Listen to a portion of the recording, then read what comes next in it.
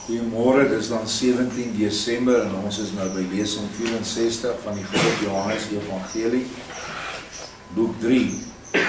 Nou voordat ons nou daar gaan begin, gaan ons weer so 'n stukkie terug na gister toe.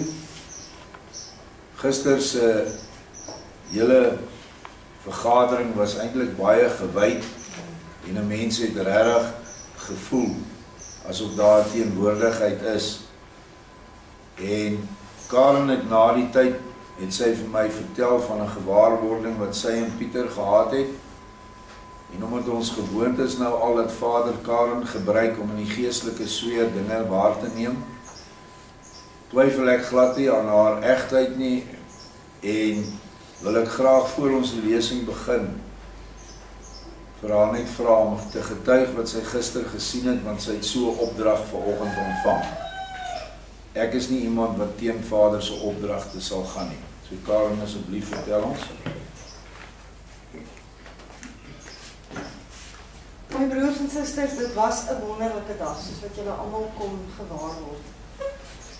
Daar was hierdie, voor ons begin het, hierdie afwagting. Ek glo baie van julle het dit ook gevoel. En toe ons Boeta Ludwig daai horing van hom so mooi blaas, toe sien ek in die geestelike sfeer daar duisende engele wat ook hulle ramshorings opneem en blaas.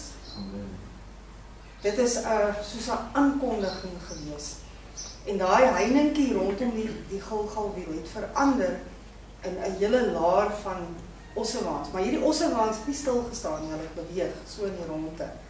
En agterna toe ons nou praat, ek en Nikkie, toe sê sy vir my wat sy weer gesien het is die boom wat draai en sulke, dit lyk soos goue draadjies, nê, wat hy so ek kan amper sê uitgooi.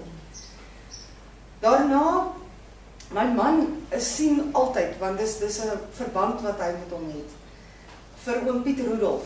Julle onthou hom as oom Piet Skiet. Hy is altyd daar so aan die, as ek nou moet terugkyk, aan die regterkant van die klipwiel, daai kampie, daar by die tweede vlagpaal, is hy altyd. En hy was weer eens daar op sy perd met sy 4-kleurvlag. Iemand anders wat vir oom Piet altyd sien, wat ook 'n verband met hom het, is ons Sissa daar, Nikkie se dogter. En dis vir my wonderlik dat Vader altyd sulke bevestigings gee. Want dit is so nie almal kan sien, maar ons kan voel, soos Dirk sê, daar was hierdie teenwoordigheid. Mens kon hierdie hemelse skare om ons voel. En toe ons nou klaar alles gedoen het, ek dink dit was tydens die aflegging van die gelofte. Toe gebeur die mees wonderlike ding van alles. En dit is hoekom Joshua vanoggend vir my gesê het, want ek twyfel partykeer bietjie of ek hierdie goed moet vertel, want dit klink so te goed om waar te wees of wat ook al. Maar Joshua het toe omsing vanoggend in my hart gesê, ek het dit nie net vir jou gegee nie, jy moet dit deel. Want dit behoort aan die hele gemeente. En dit is, toe daar waar oom Piet Rudolf op sy perd is, toe is Joshua ook op sy perd, spierwit perd. En hy is ook daar met sy skitterende gewaad en sy oë wat soos laserstrale net liefde oor almal uitstraal.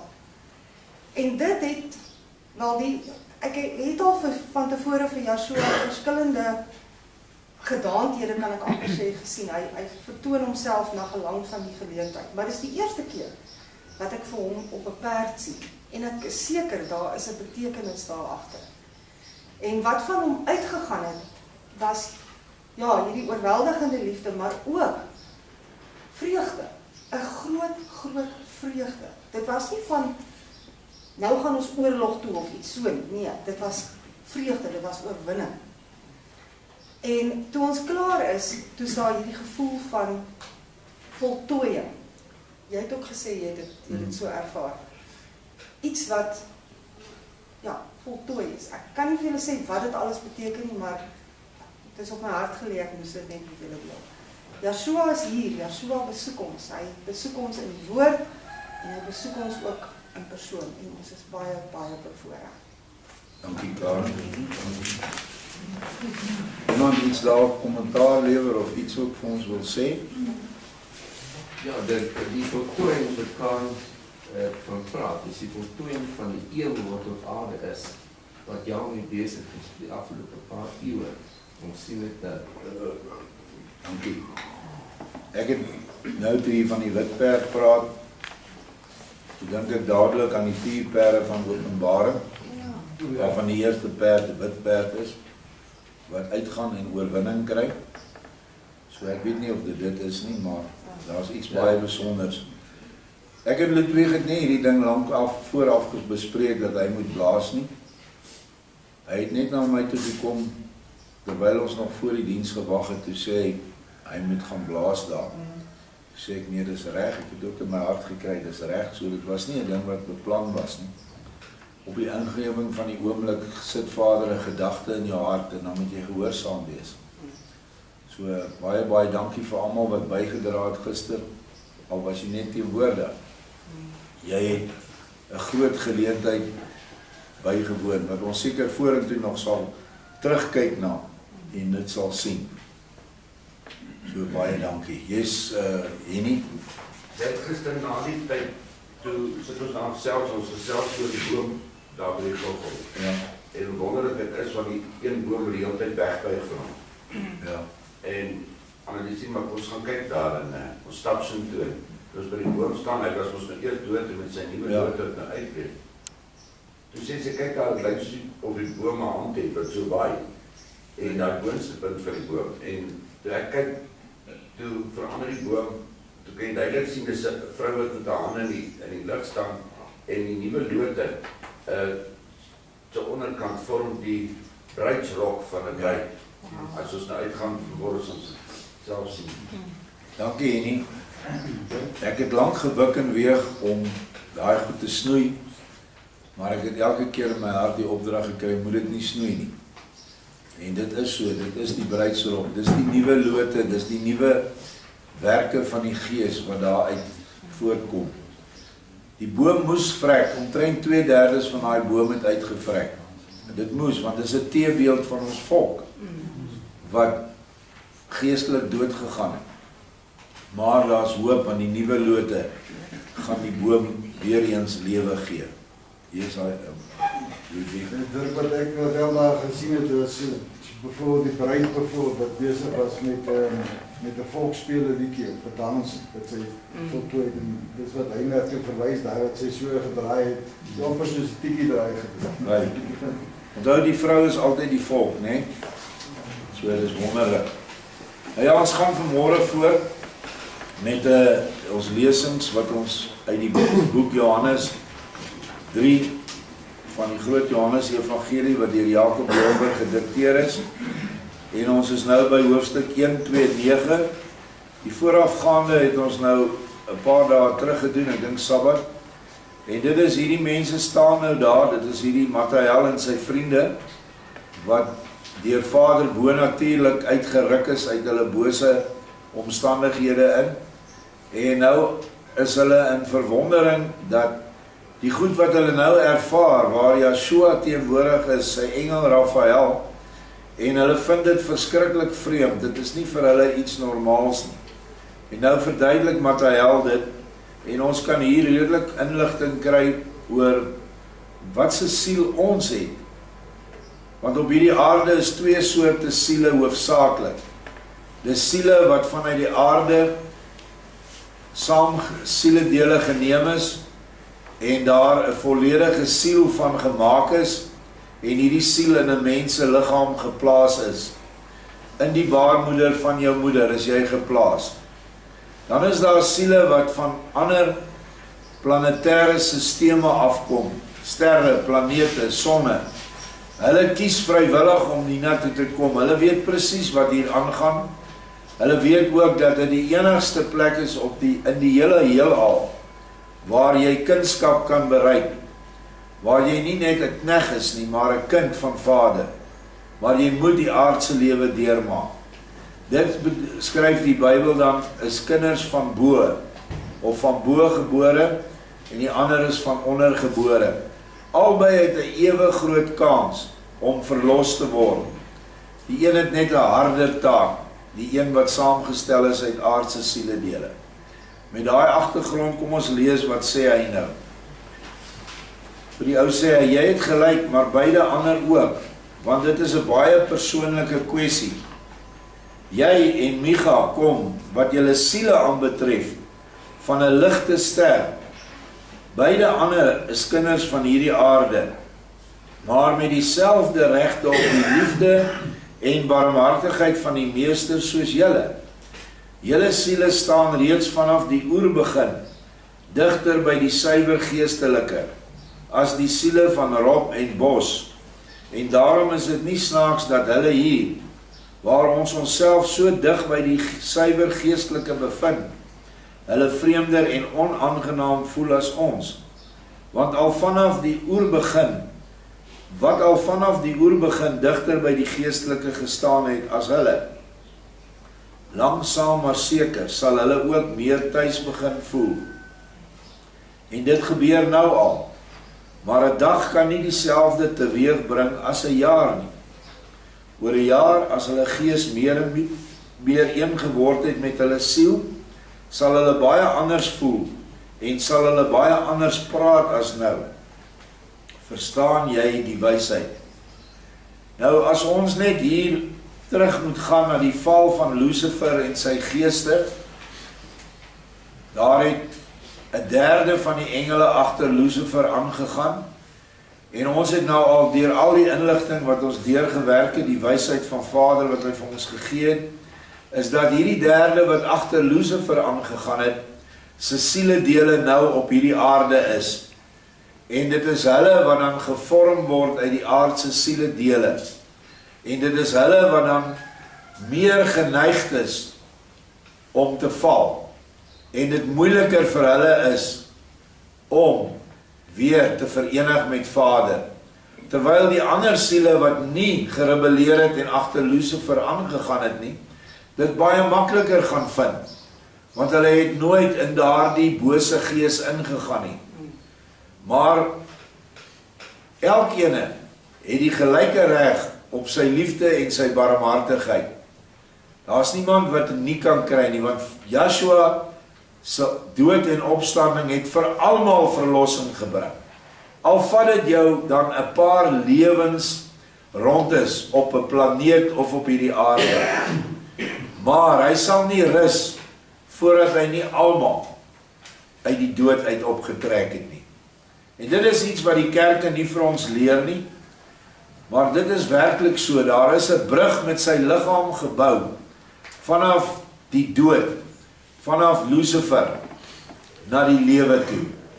En dit is wat Lucifer haat. En hy beveg dit elke dag, is hy besig met ons. Ons weet nie watter siele is ons nie. Het ons gerebelleer of het ons nie? Tensy hy dit vir jou eendag duidelik uitgewys het. Maar selfs Adam en Eva was saamgestel uit sieledele wat geval het. En dit is waar Joshua die menseras moes begin. En uit die aard van die saak weet ons dat hulle geswyg het voor Lucifer se sleeheid in die tuin van Eden. Maar nog het Vader 'n ander plan in werking gestel. En daardie plan is dat ons as aardse liggaamlike wesens die pad na voltooiing toe moet loop. Nou met die dood en opstanding van Joshua as ons redding. Ons lees verder. Sahel sê, oor dit verstaan ek nou beter, want my siel het tog ook deur die groot leed wat ons ondergaan het, baie verlig geword. En ek verstaan alles nou maklik. Net die meisie met haar reis na die vaste sterre wil nog nie so ten beste by my insink nie. Hoewel ek die kind glo en haar in sekere sin ook moet glo, maar die manier waarop is 'n ander saak. Wel, ons is nou egter in 'n sekere sin in die sentrum van die allerhoogste goddelike handelinge. Waarom sou daar so dig by die allerhoogste Elohim geen dinge kan gebeur wat nêrens anders in die hele oneindigheid te sien is nie? Want hy al sê vir hom, jy bring met jou gewektheid wel sake na vore, wat vir 'n mens meer sê as 'n hele tempel van Salomo, vol van die suiwerste wysheid. Ook ons Micha het baie bruikbare dinge gesê, en ons moet hom ten beste erkenning daarvoor gee. En so, broer Sahir, jy het nou die moontlikheid van 'n liggaamlike reis van die meisie na 'n aantal vaste sterre op so 'n manier duidelik gemaak, dat ek nou glad nie meer kan twyfel aan dieselfde moontlikheid nie. Dit is werklik heeltemal waar. Ons hoef maar net te bedink waar ons nou eintlik is, en alles wat maar moontlik kan wees, lê duidelik sigbaar voor ons oë, hande en voete. Oë, ore, hande en voete. Almal het 'n twyfel gehad in dat Yara wel hierdie vaste sterre besoek het, maar dit is in vorige lesings behandel, en hierdie een man, hierdie broer Saar van hom, het eintlik maar gesê, by God is alles moontlik. En hy het sekere dinge vir hulle uitgewys, hoekom is dit dan moontlik, en dan kan hierdie nie moontlik wees nie. So dit moet ons weet, as jy iets hoor wat so bonatuurlik vir jou klink, dis maar net bonatuurlik, omdat het nog nie vir jou natuurlik is nie. Vir ons, by Dogter van Sion, is die uitdeel van brood vir 5000 mense, uit 5 brode en 2 vissies, is nie meer bonatuurlik nie. Ons weet nou hoe dit werk. Ons weet waar hy die heelal saamgestel is. Uit ontsettende klein, lewende diertjies, wat jy nie kan sien nie, wat die hele atmosfeer vul, van hier af tot by die son. En al wat Yeshua doen as heerser oor alle materie, hy beveel hulle net, in die gees, om dit te word wat hy wil hê. Jy kry nie gaar brood, is nie 'n natuurlike ding nie. Koring is die natuurlike ding. Maar hy kan selfs daardie onnatuurlike ding wat vervaardig moet word, kan hy teweeg bring. 'n Rou vis wat swem in die see is 'n natuurlike ding. Maar 'n gaar vis wat gebak is en wat opgedis word vir mense, is nie 'n natuurlike ding nie. Maar tog kan hy al daai dinge vorm deur sy wil. En hy kan dit vir so lank laat voortgaan tot die mense almal versadig was, en toe laat hy hulle nog 12 mandjies vol maak. Nou dat ons weet hoe dit doen, is dit nie meer vir ons so bo-natuurlik toweragtig nie. En so met al die ander dinge. Materie moet ondergeskik wees aan die gees. En die gees is in Yeshua. Hy is die houer van die volledige ongeskape gees van Vader, is nou in hom teenwoordig. En hy wil daar dieselfde gees vir ons gee. Ons moet dit altyd onthou, sodat ons op sy vlak kan kom. Maar die opmerking wat een van julle gemaak het, dat 'n mens hom die oneindige mag van die goddelike gees makliker in 'n liggaamlike reus kan voorstel, as in die ietwat kleiner manlike gestalte van die meester, geld weliswaar vir die sintuiglike waarneming, omdat iets kolossaals altyd 'n groot indruk maak op die menslike sintuie, as iets kleins. Maar geestelik geneem is dit louter onsin. Want die goddelike krag het nie die stoffelike nodig om daarmee, moontlikerwys na die mate van die hoeveelheid materie, meer of minder uitwerking te kan hê nie. Die materie is op sigself slegs iets wat getuig van die geestelike krag van die goddelike wil. Vir wie dit niks pla of hy nou 'n hele wêreld of 'n sandkorreltjie geskep het nie. Wat sou die nut wees van 'n liggaamlike reuse gestalte?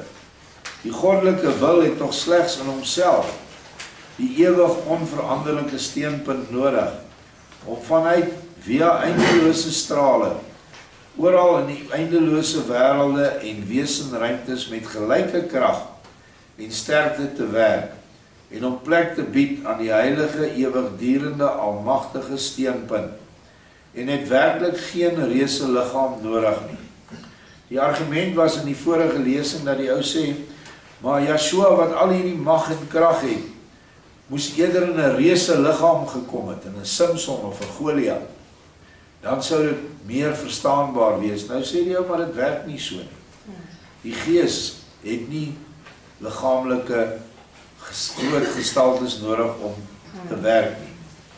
Die Egiptenare het wel bykans alles wat enigstens betrekking gehad het op die godheid, wel deur verskriklike groot vorms afgebeeld. Hoekom? Om die slawe volk, wat blind moes bly, te imponeer. Hulle moes die godheid ontsettend vrees, en vir die uitsprake van die priesters, baie berouvol bewe, soos blare vir die storm. Maar het hierdie reusagtige afgodsfigure die gewone volk verbeter? O nee, met die loop van tyd het die volk aan die verskriklike gestaltes gewoond geraak, en 'n 30 mans hoogte bo die aardbodem uitstekende swinkskop, het dit glad nie meer gedoen nie. Hulle het meer bewondering gehad vir die geduld van die een of ander ou beeldhouer, wat op een slag 'n kop gemaak het uit 'n enkele stuk graniet. Hierdie groot beelde kan nog gesien word in 'n tempel wat nog in Egipte vir ons toeganklik is. Dis 'n toeriste aantreklikheid, en die tempel se naam is Jabu Simbel. Gaan op YouTube in op Jabu Simbel tempel, en jy sal kan binne ingaan, saam met die fotograaf, en daai reuse gestaltes wat die aanvanklike 7 geeste van Vader uitgebeeld het, en later het die Egiptenare hulle afsonderlik begin aanbid, en hierdie magtige groot goed soos die Sphinx wat ons vandag nog gedeeltelik kan sien, al hierdie goed vir die volk te maak en as gode te aanbid. Vandag is daar baie ontdekkings in Egipte van goed wat nou bonatuurlik lyk en lyk of dit aliens is van ander sterre af. Vergeet dit. Als kom uit die poel van 'n derde gevalle engele wat Lucifer gevolg het. Dis waar alles wat vandag vir ons snaaks lyk vandaan kom. Moenie glo dat goed van die buitenste ruim op pad is hiernatoe om ons aan te val nie, nog minder om ons te help om beter te word nie. Daar is 'n derde van die engele wat geval het, en hulle is nog steeds op die aarde werksaam, en hulle het 'n ontsaglike vermoë, intelligensie, om die mens te mislei, want dis hulle hoofwerk. En hierdie goed waaroor hy nou praat, is maar ook net dit. Kyk na die Sphinx. Ja, dis 'n groot stuk klip. Moes 'n groot ou gewees het wat dit gedoen het. En los dit daar. Wat het dit verder met jou te doen? Dis 'n dooie stuk materie. Kom eerder by die innerlike geestelike lewe van die gees. En dan sal daardie goed selfverklarend wees later aan. Maar dit is nie goed om vir ons as kinders van Vader nou heeltyd ons gaap hierdie goed aan soos ape nie. Dit is goed wat gedoen was, dit kom uit die gevalle rykheid, en daar is wat my aan betref geen geestelike waarde daarin vir ons nou nie, omdat ons nie al die kennis het. Laat ons daarom bly wees dat die Meester nou self in die volle en naakte waarheid as 'n baie eenvoudige mens wat deur geen enkele besondere uiterlike hoedanigheid opval nie, ons besoek het, en ons almal op die eenvoudigste wyse ter wêreld, ons bestemming, onsself en hom baie waaragtig laat leer ken het. Slegs dit is vir ons belangrik, en oor die ander, al die ander kan nog vir ewig beraadslaag word. Presies wat hierdie man nou sê, dis waaroor alles gaan. Wees dankbaar dat Yeshua nou in die woord vir ons hierdie inligting deurgee. Hier waar hy nou te midde van die mens loop, elke woord wat hy spreek, nooit ooit sal hy roep nie, en elke woord sal bestaan vir ewig en ewig. En omdat hy hierdie woorde opgeteken het deur Jacob Lorber, weet ons dat dit goddelik geïnspireerde woord is, al is dit uitgespreek deur Matthäus. Dit moet ons oor dankbaar wees. En ek het gister ook daaroor gepraat. Sahir sê, dankie broer, dit is baie waar en goed.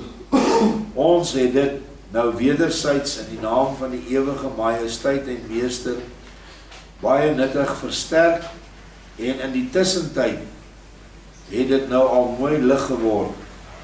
Maar ek sien dat nou teen sonsopgang elkeen ingeslaap het behalwe ons. En ek moet toegee dat ek ook nie die minste spoortjie van vermoeidheid voel nie. En julle blyk ook almal heeltemal fris te wees. Ek sê, almal sê, volmaak, so verfris het ons onsself eintlik nog nooit gevoel nie. Weereens, Joshua se tussen beide kom, om hulle so verfris moontlik te hou. Ek gaan nie nou verdere hoofstuk lees nie, ons sal hom môre behandel. Ek voel ons het nou, die lesing is lang genoeg, en dan gaan ons maar af onder na die gebedsplek toe. Baie dankie.